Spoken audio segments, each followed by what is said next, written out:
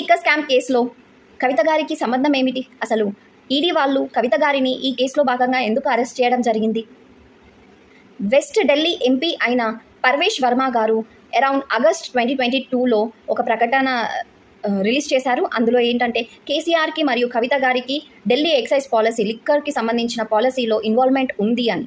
అలాగే BJP leader అయిన మంజీందర్ సింగ్ సిర్సా గారు కూడా కవిత గారికి ఈ పాలసీకి సంబంధించిన ప్రకటన ఒకటి చేశారు. అండ్ వీరిద్దరి పైన కవిత గారు డిఫమేషన్ కేసు అనేది ఫైల్ చేశారు. అండ్ తను ప్రకటించారు దట్ ఈ కేసుకి తనకి ఎటువంటి సంబంధం లేదు అని. అసలు ఈ ఢిల్లీ ఎక్సైజ్ పాలసీ ఏమిటి? ఈ ఎక్సైజ్ పాలసీని 2021-2022లో గవర్నమెంట్ వాళ్ళు లాంచ్ చేయడం జరిగింది.